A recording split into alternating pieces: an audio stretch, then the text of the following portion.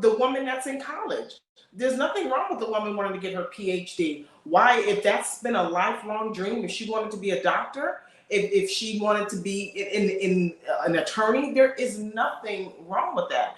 And I think we need, as Black women, we need that support. I don't understand why it is we can see so many Black women that support Black men that go to college to get their PhDs or to get their become esquires at the end of their name. But then on the opposite side of that, when a Black woman is looking for those same letters, there's no one to support her.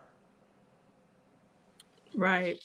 I actually want to touch on James Adam T. Tunchi's comment. He said, Black women be putting themselves in dangerous situations all the damn time.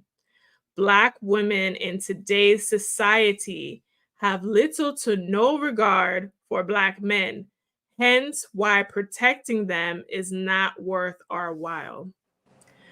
Now, Linda, I know we discussed how Black women felt like they were forced to take on these positions, but do you think that all of that, which is a traditional masculine male role, do you think all of that is because there's a trust issue between the men and the woman, meaning that women of this day and time, maybe your generation did a much better job, Linda. I think that might actually be the case.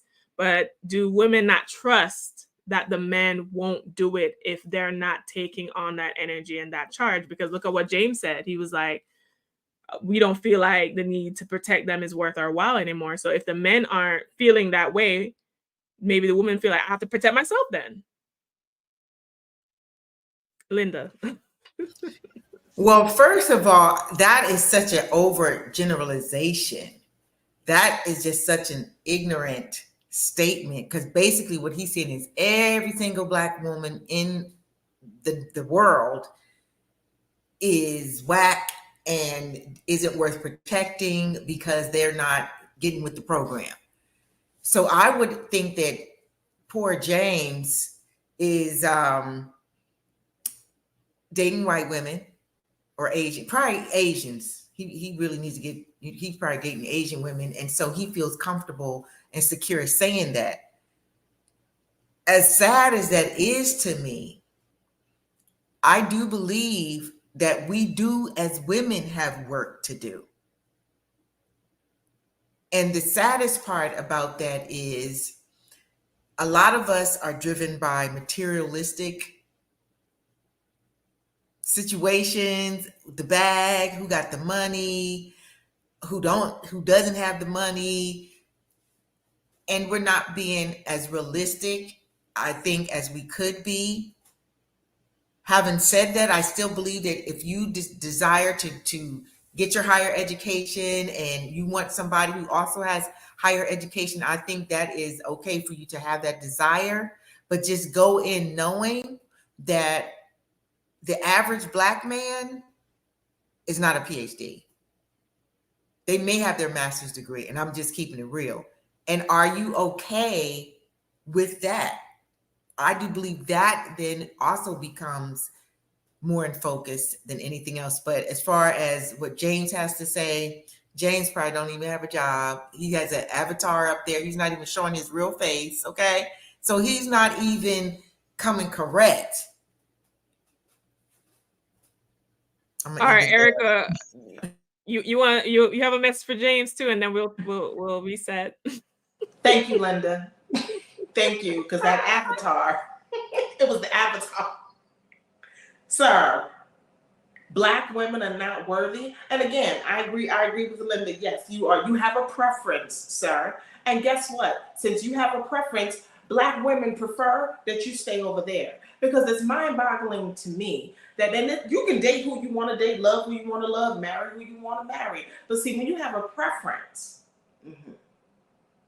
when you have a preference, and then things don't go in the direction that you necessarily want them to go, because see, that preference has an agenda as well. You serve a purpose, sir. So your preference has a purpose for you. And 9 times out of 10, once your purpose has been met, you will be excommunicado from your preference. Now, there are some of them that, you may end up married 30, 40, 50 years, and bravo. But a lot of times those preferred relationships, they stay together to save face. Because I know quite a few of them. And a lot of them, the ones that are still together, they're saving face. So, James, yeah, stay with your preference. When it all ends, don't come back across the street because we're not inviting you to the cookout and the porch light will be off.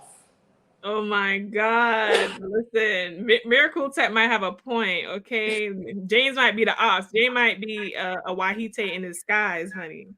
Listen, because look at what Jeezy's going through. Look at what Jonathan Majors went through. Look at what Jonathan Majors went through. And now he's back across the street. Somebody saved him a chair and a plate at the cookout. I don't know if I would have. But welcome back, Jonathan. He's lucky he has Megan. But if you think about it, Jonathan Majors, he has to start all over again. He does. That's the price he pays sometimes.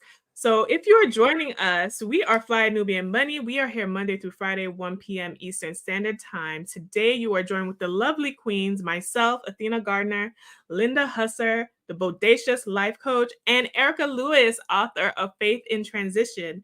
We are discussing the spicy topic of, do Black women have to be masculine, according to what Ebony K. Williams have said?